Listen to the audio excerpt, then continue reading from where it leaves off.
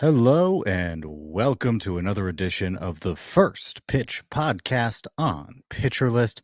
My name is Trevor Hooth, and we got news, we got games, we got a full slate of games to talk about rather today. So why don't we jump right in? Starting with the news, of course, the White Sox have optioned Jonathan Cannon and recalled Wilkerman Gonzalez. This means that they are down a starter. They're going with a bigger nine-man bullpen. Um, Jonathan Cannon had a 5.34 ERA on the season, not a ton of strikeouts, gave up a lot of home runs. Eventually, soon, it will be Martin Perez returning to that White Sox rotation.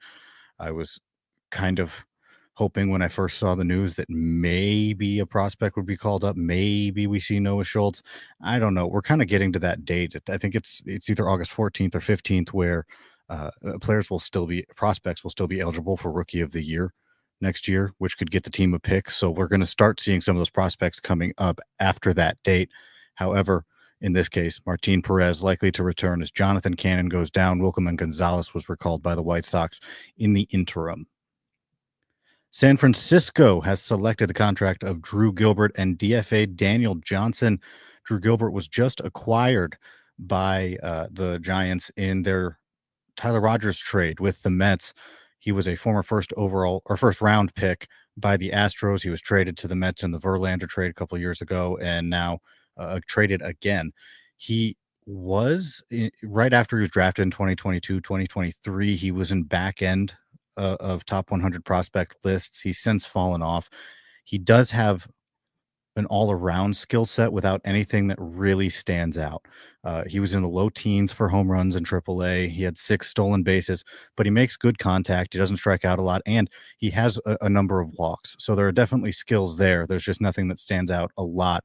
And I think maybe his former status as a top 100 prospect may have his name be a little bit bigger in fantasy circles than what his production might wind up being. The Rockies shuffled their roster around. They selected prospect Kyle Karros, and they also brought Aaron Schunk back to their big league roster. To make room for this, Orlando Arcia goes on the 10-day IL, Tyro Estrada to the 60-day IL, and Angel Shavili has been added to the restricted list. Karros is the fun one here. He's a good defensive third baseman with a good arm and really good contact ability. He was hitting over 300, 301 to be exact, in the upper minors between double and triple A this year. Not a ton of power, just 6 home runs. Obviously, he's going to be playing in Coors. That might help, but he is more contact over power, but he's been just mashing in terms of, he's making a lot of contact, not mashing, but he has been hitting for a high average at every single level along the way. So certainly interesting. Also with a Coors boost, you never know what can happen, but should be fun. Hopefully they give him regular playing time. He's a third baseman. They've had Warming Bernabel there, and Bernabel's been a man on fire lately. So we'll see how it all shakes out. But Kyle Karros certainly is a fun prospect promotion for the Rockies. The Rays placed Johnny DeLuca on the IL with a hamstring strain. They've recalled Tristan Peters, and Connor Siebold was DFA'd to make room. The O's made a lot of moves as well, as the Orioles signed Greg Allen to a major league deal. Jordan Adams has been recalled by them. He was up for just a moment. And Ryan Mountcastle has been reinstated. He hit a home run in his first game back. The corresponding moves for all this is Vidal Brujan was put on waivers and claimed by Atlanta. Colton Cowser and Tyler O'Neill have been placed on the IL. Colton Cowser to the 7-day IL, the concussion IL, and Tyler O'Neill is on the 10-day IL. And as I talked about yesterday on the podcast, Justin Dean was expected to be selected by the Dodgers. Well, he has been selected by the Dodgers. It's the Esteury Ruiz archetype of talent. He's good defense, and he's got some speed. Lucan Baker has been DFA'd to make room on the 40-man roster. Baker was just claimed by them from the Cardinals. A lot of power with him. Doesn't hit a whole lot. We'll see if he finds another opportunity or if he winds up staying with the Dodgers. With that, let's take a look at some hitting highlights from yesterday's games. Junior Caminero keeps hitting bombs. He picked up a couple of hits, including His 31st home run of the year, 31 home runs. He's 22 years old. And Junior Caminero is looking like a premier power hitter of the future. I mean, obviously, he's the bat speed man. He swings the bat so hard. He's got 4 home runs in his last 7 games, so he can just go on these power surges. Speaking of guys who hit home runs, how about Cal Raleigh? Did you know he could hit home runs? Well, he did. Again, his 43rd on the year. He is 2 ahead for the MLB lead. He is ahead of Kyle Schwarber, who's again got 2 behind him. He hit his 41st in his game. But Cal Raleigh, this is probably a welcome sight for him, hitting a home run. He's hitting just 197 over his last 15 games with 4 home runs. Obviously, the power is definitely there, but he's struggled to hit a little bit lately. Even over his last 30 games, his average starts with a 1. So the power is his main thing. Jordan Walker picked up 3 hits, including his 4th home run of the season. He's hitting 240, and he has a ground ball rate just shy. It's about 48%. So he's still hitting the ball on the ground a lot. And that is not something you want, especially from a guy who could have some power. Bryce Terang for the Brewers picked up a hit and a walk, hitting his 9th home run of the year and stealing his 21st base. He's hitting 276 on the year. He's coming off a year with 50 steals, so he's a little behind that pace, but still definitely helping out in that stolen base category. Matt Wallner went yard. He's on a hot streak as of late, hitting 3 home runs in his last 7 games, and this comes with more walks, 6, than strikeouts, 5, and a 292 average. So the big man with big power is doing really well lately. He's got a 218 average on the year, so he's more of a power guy if you need power, but he's been hitting the ball well lately. Royce Lewis added a double, just throwing that out there because I always need to include any Royce Lewis propaganda that I can. Kyle Schwarber hit a bomb, as I mentioned. That's his 41st of the year. Brandon Marsh had a better day. He had a great day. He collected 4 hits, including his 7th home run of the year and a pair of doubles. Prospect talk, CJ Kayfus for the Guardians. I'm a huge CJ Kayfus fan. He just hits. He's hit at every single level, and he's hitting 300 in his small 20 big league at bat sample. That's 6 hits. 3 of them have been doubles. 7 strikeouts in that time, so he's striking out. No walks, no home runs, anything like that, but he is getting bat to ball and doing some good things with it. Again, CJ Kayfus hitting 300 in that small sample size of bats, and this is just something he does. He hits the ball. That's his thing. The Angels offense hit 3 home runs. 2 of them came off Tarek Skubal. That was Gustavo Campero and Zach Nito. They went back-to-back off of Tarek Skubal, and Joe Adell hit one off Troy Melton later in the game. It was at this game, and it was a good one. It was back and forth. The Tigers took the lead in the 8th inning, and their offense, Spencer Torkelson hit his 25th bomb of the year, first pitch he saw, I believe, from Kyle Hendricks, 102 miles an hour out to left field. And then Matt Vierling came to pinch hit in the 8th inning and hit a 3-run home run off Reed Detmers to give the Tigers the lead in the 8th, which they did not surrender. So a fun game, lots of home runs. Tarek Skubal, we'll talk about Tarek Skubal in just a little bit. Jose Altuve did a little bit of everything for the Astros. He hit his 20th home run of the year, and he added a double and a stolen base as well. Casey Schmidt hit his 7th home run of the season. Rafael Devers hit his 21st. I'll tell you what, Casey Schmidt has been quietly a decent option if you're in very deep leagues. He's been, I mean, talking about my 30-teamer, but he's been starting for me regularly. He's hitting 262 over his last 30 games with 4 homers, but he plays multiple positions in Fantrax, at least, first, second, third. That's been very helpful. And if you're in an average league, he might help you out a little bit. Again, just 7 home runs on the season. Part of that was lost due to injury. Not a guy who you're like rushing to go get if he's on the free agent market, especially if you're not playing in a deep league. But in deep leagues, man, his multiple positions and average, it's been kind of helpful. Moving on to some of the starting pitching, Drew Rasmussen scattered 4 hits and struck out 4 across 6 shutout innings.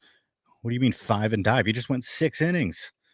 I don't have a good rhyme for 6. So anyway, he is still 5 and dive. This is only the 5th time this year he's completed 6 innings. That's 23 starts, and most of them were 5 innings. So he's a really good 5 and dive pitcher. Zach Gallen struck out 6 in 6 innings, allowing only one earned run against the Rockies. It's been a tough year for Gallen, who has a 5.31 ERA, but he's done a little bit better lately. If you want to squint to see the silver lining, he's got sporting a 4.29 ERA with 42 strikeouts over his last 42 innings spanning 7 starts. You're not going to take much away from a good start against the Rockies, but he did have a good start. Michael McGreevy tossed 6 shutout innings against the Cubs, scattering 6 hits and a walk, striking out 3. Not a lot of strikeouts with him so far in his big league career, but uh, there are times when he can keep his earned runs low. I don't know. It kind of feels like just any other Cardinal pitcher at the time. They're working on fixing that. They started targeting high velocity guys, so Cardinals pitching could get fun soon. But outside of Sonny Gray, it seems like they're just, hey, go out there, don't need a ton of strikeouts, pitch to contact. That's kind of what Michael McGreevy has been doing. Brandon Woodruff struck out 8 across 7 innings, allowing 2 earned runs. He's got a 2.29 ERA this season, which is just phenomenal considering that he missed almost 2 seasons with his injury. He's been great since returning. Joe Ryan struck out 5, allowed 1 earned run across 5 innings against the Royals. His season ERA is down to 2.79.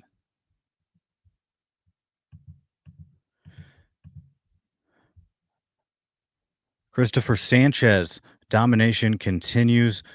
He went 6 innings, 6 strikeouts, allowing 1 earned run over his last 15 games. He has a 2.13 ERA with 99 strikeouts in 101 and a third innings. So definitely another good outing for Christopher Sanchez. Edward Cabrera allowed a solo shot, but other than that, struck out 11 across 8 innings against Atlanta. His last 3 starts, he's thrown 20 innings with 3 earned runs and 22 strikeouts. Tarek Skubal, as I mentioned, he went 4 2/3, struck out 6, gave up 4 earned runs. He looked really good in the first few innings, and then things just kind of dropped off for him.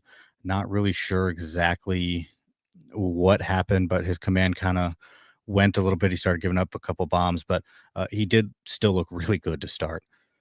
Hunter Brown stays good for the Astros, throwing 5 1/3 innings, striking out 5 while giving up a pair of runs. Moving on to the Athletics, JT Ginn got up to 9 strikeouts across 5 innings. He did surrender 3 earned runs on the strength of 2 home runs allowed to Adley Rutschman and Ryan Mountcastle. Those were back-to-back homers. He has a 3.91 ERA over his last 7 games. That's 4 starts and 3 relief appearances, 24 strikeouts, and that is 25 1/3 innings for JT Ginn. Chase Burns delivered 10 strikeouts and 1 earned run across 6 innings against the Pirates. Outside of the 1 inning outing, his outing before this, that's 3 10 strikeout games in his last 4. He is getting whiffs. That's safe to say. And finally, taking a peek at the nostalgia game. Max Scherzer went 6 innings, gave up 2 earned runs, struck out 5. Clayton Kershaw went 6 innings, gave up 1 while striking out 4. Just a great nostalgia game there. Certainly good to see those guys both put up good games in that outing against each other because, frankly, I don't know, old school game. One reliever that I want to talk about, Matt Brash. Matt Brash is a stud. He's just so good. He's been phenomenal. Obviously hard to come by saves. I mention that every time I talk about him, but he did pick up his second save of the year, striking out the side over a perfect inning. And I imagine his role is only going to continue to grow. With that, we're going to take a quick time out right now. When we come back, we're going to talk about pitching targets coming up in today's games. I appreciate you joining me. This is the First Pitch Podcast on Pitcher List.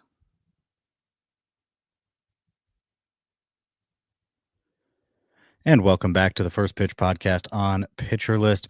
And before we jump into games coming up today, I do realize that I accidentally skipped a bullet point here that I do want to mention. Edward Cabrera. He struck out 11 across 8 innings against Atlanta. He allowed only a solo shot, was the only damage that he gave up over his last 3 starts thrown. He has thrown 20 innings, 3 earned runs, 22 strikeouts. So Edward Cabrera been good lately. Struck out 11 against Atlanta. Have to mention that. I can't believe that I accidentally skipped over it. All right, let's take a look at some of the pitching coming up today.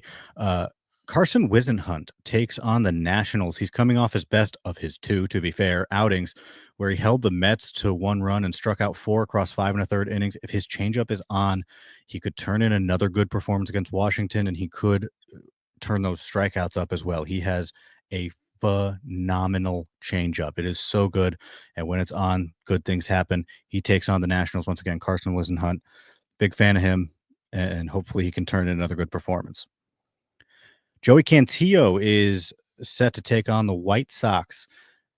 Joey Cantillo is always liable to give up or to have a rough outing, at least.